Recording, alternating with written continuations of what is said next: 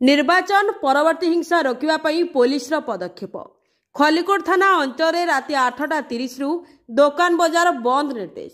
निर्वाचन परवर्ती हिंसा को रोकवा गंजाम एसपी निर्देश क्रमे पुलिस नेला बड़ पदक्षेप। राति 8:30 रु खलिकोट थाना अंचल समस्त दोकान बजार बंद पर निर्देश दिया जाइछि।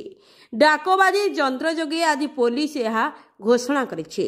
एही नियम आज आरंभ होई आसंता 5 तारिख पर्यंत बलवत्तर रहिबो बोली खलिकोट थाना अधिकारी नरेश कुमार साहू कहिसंती। आज संध्यारे एथिपई हत्या घटना घटिथिबा श्रीकृष्ण शरणपुर ग्राम सहित विभिन्न अंचल पुलिस फोर्स फ्लैग मार्च करिसंती। Bureau report Ganjam time. निर्वाचन हिंसा रोकवा सकाशे आसंता 5/6/2024 तारिख पर्यंत समस्त दुकान बजार गुड़िक संध्या 8:30 मध्य बंद कर शांति शृंखला रक्षा करूँ। पदाक कई बाहरी बुलाबुली करूँ ना। यह अवमानना कले आईन अनुजाई आपण विरुद्ध दृढ़ कार्यानुष्ठान निया।